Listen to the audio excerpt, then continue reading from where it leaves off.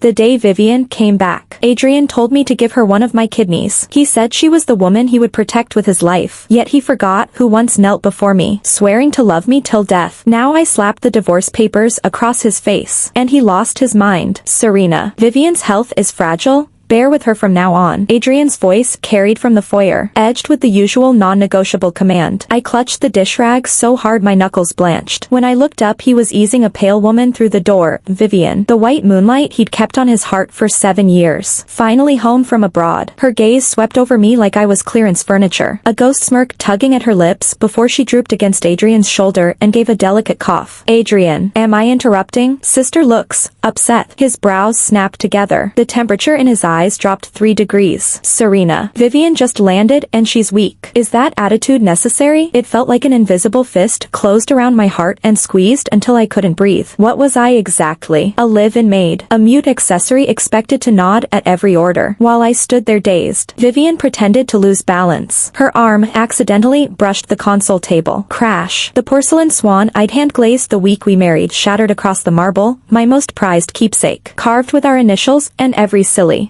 shimmering hope I'd pinned on loving him. I stared at the shards, blood icing in my veins. Vivian gasped, clutching her wrist, tears trembling. Sorry, sister. I didn't mean it. My hand really hurts. Adrian's face went dark. He never glanced at the ruins on the floor. Instead, he cradled her fingers and blew on them like she was spun glass. Where does it hurt? Damn it. I should have held you tighter. Then he skewered me with a glare sharp enough to draw blood. Serena, apologize. Apologize. For what? For her breaking into my home, smashing my treasure, then staging an Oscar-worthy injury. A wave of bitter absurdity almost knocked me over. The man I'd loved for 5 years suddenly looked like a stranger wearing an Adrian mask. All those softly whispered promises, Serena, your temper is safe with me. Every night he'd held me and sworn he'd spoil me forever, became a punchline. I tugged one corner of my mouth and let out a tiny, icy laugh. Adrian, let's get divorced. Calm, measured, each syllable a sliver of ice pinning itself to the grand, frigid living room air. He froze as if I'd spoken in tongues, irritation knitting a deep furrow between his brows. What melodrama now? Don't be childish. In his world every revolt of mine was labeled childish. I didn't spare him another glance, nor Vivian hiding behind him, gloating. I climbed the stairs, pulled the document I drafted months earlier, but never had the courage to touch from the nightstand's deepest drawer. Back downstairs, I flung the divorce papers onto the coffee table, black letters on white burning like acid. I walk away with nothing, I said, voice flat, love and dependence already cremated. Sign. His eyes widened, outrage finally overtaking shock. He snatched the papers as if to rip them in half, but at the last second he crushed the edge instead. Serena, who do you think you are? You honestly believe you can survive without me? Contempt dripped from every word. I answered with silence and the steady stare you give somebody you'll never see again. Nothing stings after the heart flatlines. I turned, gripped tight on the suitcase I'd packed in secret, and headed for the door. No looking back, no second thoughts. From behind came his voice, low and vibrating with fury. Serena, step through that door and you're never setting foot in here again. My fingers rested on the handle for one heartbeat, then I pulled it wide. The sun outside was blinding, yet it felt like the brightest light I'd seen in 5 ridiculous years. In the cab, Riverdale's manicured avenues blurred past, mocking my joke of a marriage. The driver's radio spun an old ballad, another anniversary, spent alone, uninvited. My mind flew back to last year's anniversary, the first and last time I ever staged a surprise for him. I'd booked our first date French restaurant 2 weeks ahead. I studied YouTube tutorials, painted my face like a magazine spread, slipped into the starry sky dress he'd given me, and waited like a teenager for her prince. 7 became 9. Couples at neighboring tables cut into celebration cake while my steak cooled, was reheated, cooled again. I called him, again, and again. On the 9th try he finally answered. Past the static I heard medical monitors and a woman's fragile sobs. Hello? His voice was drained, impatient. Adrian, where are you? I'm still at the restaurant. My own voice quavered, that last ember of hope guttering. I'm at the hospital. Are you hurt? I sat bolt upright. A humorless laugh floated through, followed by Vivian's faint, crystal clear interjection. Adrian, don't tell her, she'll worry. Cough. It's my fault. If my heart hadn't acted up you wouldn't miss your anniversary. My heart imploded. Pinpricked 1,000 times. So it wasn't him. It was his moonlight. Suffering some vague episode. You heard her, he said. Icicles forming on every syllable. Vivian's heart packed in. I can't leave. Go home. I'll wait. A long, punishing silence. Then the coldest words I've ever heard. Serena, can you act your age? I told you she's critical and you still won't quit the hysterics? Click. The line went dead. I held the phone to my ear long after, digesting my own ridiculousness. A waiter approached, sympathy pooling in his eyes. Ma'am, shall I clear the dishes? In that moment, I knew I was the punchline of a joke the whole restaurant was too polite to laugh at. I don't remember the ride home, only the wind knifing through me. I peeled off the beautiful dress and buried it in the deepest corner of the closet, along with the scraps of my dignity. I waited all night. At dawn he reeked of antiseptic. Ty Askew, and asked, no apology, no explanation, pour me a glass of water, as though the woman he'd left freezing in a candle-empty restaurant never existed. That morning I understood. I had lost. Utterly. If the anniversary fiasco sliced my heart open, the miscarriage pulverized what remained, burying our unborn child with it. Not long after Vivian's triumphant return I discovered I was pregnant. Joy came first, then panic. Would this baby lure Adrian back? Or was his soul already leased to her? I clutched the positive pregnancy test, rehearsing happy announcements. I walked in to find him folding shirts into a suitcase. Business trip? I faltered, hiding the strip behind my back. He didn't look up. Vivian's depressed. I'm taking her to Europe to clear her head. The blood in my veins flash froze. What about me? At last he glanced over. Benevolent emperor granting crumbs. Stay put. Don't wander off. Adrian, I snapped. Volume rocketing. I'm your wife. You're dumping me here so another woman can feel better? He shut the suitcase. Closed the distance. The sheer force of him shrinking me against the wall. Let me remind you, Vivian almost died saving me. I owe her. You, as my wife, will accommodate that debt. End of discussion. What about the baby I'm carrying? I screamed. Tears erupting, shoving the test at his face. A flicker of surprise, then irritation shoved it aside. Is this even real? Or another trick to chain me down? Suspicion carved his words into knives. Vivian's health can't wait. We'll talk babies when I'm back. He yanked the suitcase, slammed the door, and left. The thunk of wood on metal punched every breath from my lungs. I slid to the floor, hollowed out. In his ledger an embryo with my name didn't outweigh Vivian's bad mood. Days blurred, relentless morning sickness. Nothing staying down, my body devouring itself. One afternoon I was scrubbing floors when a cramp knifed through my belly. I looked down, bright red streaking my thighs. Looming across tile, terror locked my joints. Shakily I dialed Adrian. Ring after ring, then Surf and Vivian's lilting laugh. Adrian, help,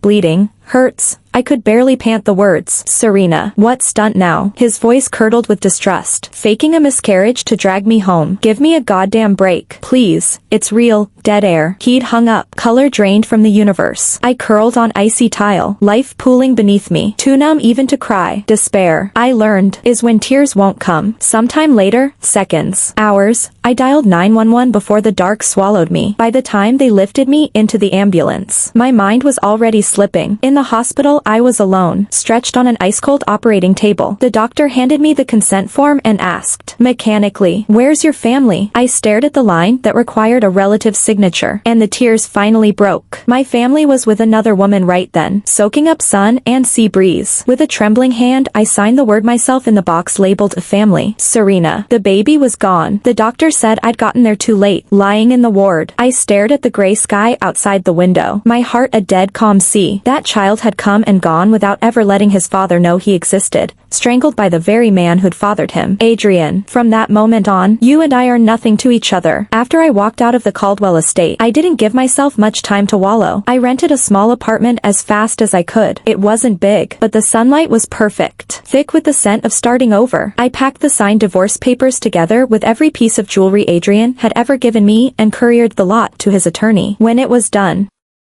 his apology sounded like a late-night infomercial. Too little. Way too late. Where was he when I needed him? Where was he the night I lost our baby on a cold operating table? One sorry can't delete an ocean of hurt. Adrian, keep your bargain bin repentance, I said, slow and clear. What you lost is gone for good. We're done. I wrenched free so hard he stumbled. He stood there gaping at his empty hand as if it belonged to someone else. I didn't look back. Let's go, I told Julian. Julian draped his tux jacket over my shoulders, shielding me from the lenses and from Adrian's scorching stare. Inside the car, I noticed my fingers trembling, not from fear, from fury. Julian passed me a bottle of warm water without a word. Thanks. One swallow, and the storm inside me calmed a notch. Through the rear window, Adrian shrank to a lone statue nobody wanted in their garden. My heart registered zero motion. Some injuries calcify. They can't be fixed, only carried. After that night, Adrian's obsession hit overdrive. He bought the condo across from mine and stood at his window like some tragic gargoyle. He acquired the meal delivery startup I used so he could personally leave lunch in my lobby. Lunch reception returned untouched. He even enrolled in my yoga studio. A billionaire in Lululemon wobbling through Downward Dog while the rest of the class whispered. It was hilarious and pathetic all at once. I blacklisted every number, muted every echo of him. Adrian belonged to a deleted chapter. I poured everything into work. With Julian backing me, I launched my own label, Serena. On launch day, Julian stood beside me while I explained the concept of negative space pendants inspired by lunar phases. Pride glowed on his face. Adrian lurked in the back row, unshaven in jeans, eyes two burnt holes. He watched Julian smooth a flyaway strand of my hair after my speech, watched us trade a small smile, watched Julian lean in to whisper and me nod in answer. Jealousy radiated off him like heat from asphalt. After the show, reporters swarmed. Sue, are you and Sia an item? Sue, will your brand go head-to-head with Caldwell's conglomerate? Before I could answer, Adrian rammed through the cordon and seized my arm. Why him? He rasped. Cameras exploding in our faces. Where exactly did I lose to him? Caldwell, behave. This is my event, I said, ice cold. Yanking free. Behave. He gave a cracked laugh. How can I when you're smiling at him? Come back. I can't breathe without you. He looked small despite his height, a king stripped of territory. A year earlier I might have caved. Now the scene only struck me as noisy. When you chose Vivian over me on our anniversary and left me waiting until the restaurant closed. You set tonight in motion, I told him. When you hung up on my call for help and let me miscarry alone. You set tonight in motion while you ground every shred of my love and dignity under your heel. You were already writing this ending. Each sentence was a scalpel. Blood drained from his face. Miscarry. What baby? He whispered. Eyes wide. Universe cracking. I offered no map through that ruin. Let him wander it. Julian cleared a path and we left the circus behind. Behind us, Adrian howled and shutters clicked like machine gun fire. His meltdown and the secret miscarriage owned every front page. The next morning, Caldwell's stock nosedived. Wall Street tasted blood. The titan who once moved markets with a memo had devolved into a gossip rag punchline. I didn't read a single headline. Adrian was archived history. To him, apparently, the story remained open. Days later, Caldwell called an emergency live stream, supposedly to reassure investors. When Adrian's gaunt frame filled the frame, the internet flatlined in shock. He looked skeletal in an oversized suit. Without notes, he bowed until his forehead nearly touched the desk. Hello, I'm Adrian, he croaked. This isn't about business. It's personal. I want to apologize publicly to my ex-wife Serena. Comments scrolled faster than the human eye. Serena, you may be watching. You may have better things to do, he went on, eyes glassy. I'm sorry. 2 words I withheld far too long. I failed you the night you waited for me with candles and hope. I failed you when you needed faith and I handed you doubt instead. Worst of all, I failed you the night our child still lived inside you and you called begging for help. I hung up. He choked. A 6'3" man crying on camera, tears dripping off his chin. I didn't know. If I had, never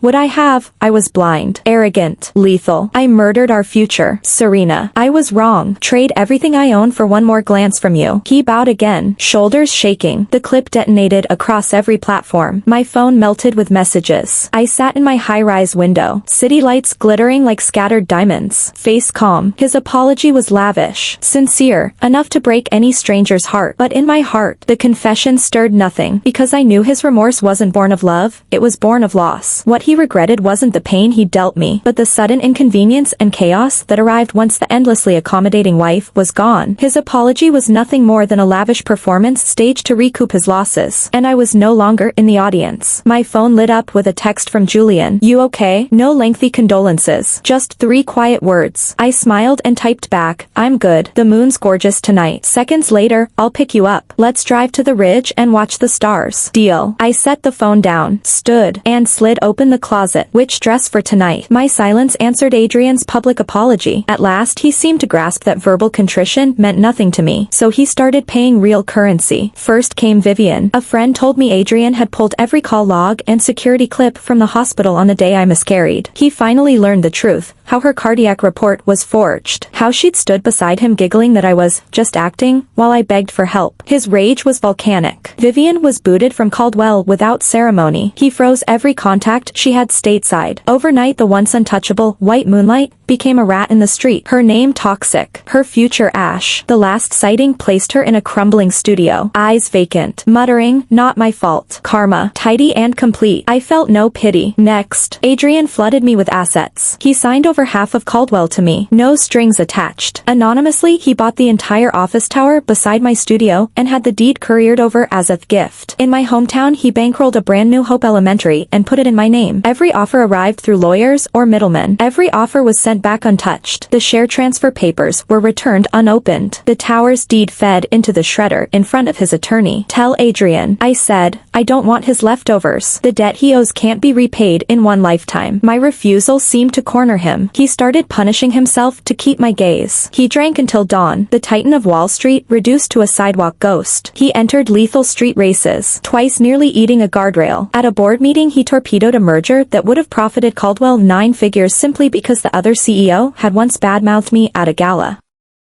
Every stunt hit the blogs, the trades, the group chat gossip. The city agreed Adrian had lost his mind, was torching his kingdom for an ex-wife who no longer loved him. Julian asked gently, you really don't care at all? I was sketching the new collection. Head down. Care about what? That he's imploding or that he's dragging Caldwell with him? His choice, not mine. I just don't want you hurt. I capped my pen and met his eyes. Julian, do you honestly think he can still hurt me? My gaze was calm, steady. He exhaled. No, you're stronger than anyone now. Exactly. The Serena who shattered at a single cruel word from him died on that operating table. The woman standing here designs her own future. No one will wound her again, least of all Adrian. Winter arrived early that year. After a blizzard, the whole coast turned porcelain white. Julian dropped me at my building after a late shoot. Before I could step out, I saw him, Adrian, a black coat plastered with snow, standing at the lobby doors like a forgotten statue. No umbrella, lips blue, hair iced. Julian's brow furrowed. I'll make him leave. Let me, I said. Some endings need to be handwritten. I climbed out. Adrian's eyes flared as if I were salvation. He lurched forward, reeking of cold and bourbon. Serena, you finally came. I stopped a safe distance away. What do you want? The stranger's tone stabbed him. His gaze dimmed, then hardened. He dropped, knees smacking the salted concrete, right there under the sodium lamps and falling flakes. Serena, please, forgive me. He tilted his snow-burned face up, bloodshot eyes leaking. I know I'm scum. I don't deserve you. Just one more chance. One. I'll sign the company over. Every last share. I want nothing. Only you. He slammed his forehead against the curb, once, twice, until red threaded the slush. I watched, heart rate never climbing. In a romance novel, this would be the redemption chapter readers wait for. Too bad I'm not fiction. I stepped closer, looked down, spoke evenly. Get up, Adrian. Stop rehearsing. I won't clap. He gaped, blood streaking down to his jaw. I'm not acting. I mean it. Really? My laugh cracked through the icy air. Your heart.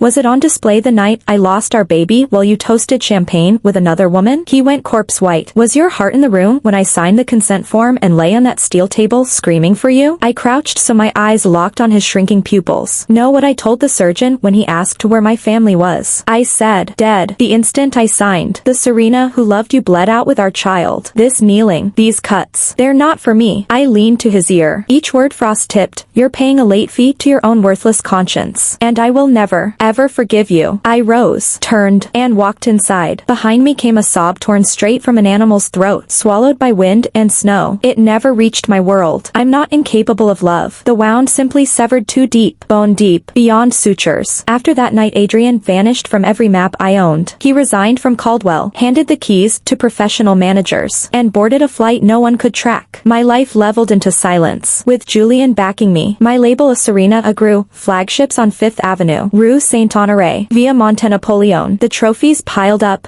Designer of the Year, CFDA, Coty, you name it. We stayed best friends, co-conspirators, nothing more. He confessed love more than once. I answered each with the same gentleness. Julian, you deserve the best. That isn't me. One sun-splashed afternoon I added, my heart's out of print. He smiled, rueful but free. Fair. Watching you shine from the front row is enough. Years later, at a summit in Europe, I stepped out of a tiny chapel and saw him again, Adrian, handing lollipops to kids in worn jeans and a white shirt. temples silvered. Arrogance scoured away. Our eyes met across the cobblestones. Surprise. Anguish. Regret. Then nothing. Just flat calm. He lifted a crooked grin that looked more like a wound. Turned back to the children. I didn't approach. After a minute I left. The best ending we'll ever have is forgetting the other exists. Later a reporter asked, Serena, you've conquered every summit. Do you still believe in love? I gazed at the flashing bulbs. Saw every mile I traveled from trophy wife to woman who signs her own contracts. I lifted the mic and gave the only answer that has ever fit. Loving yourself. That's the romance that never depreciates.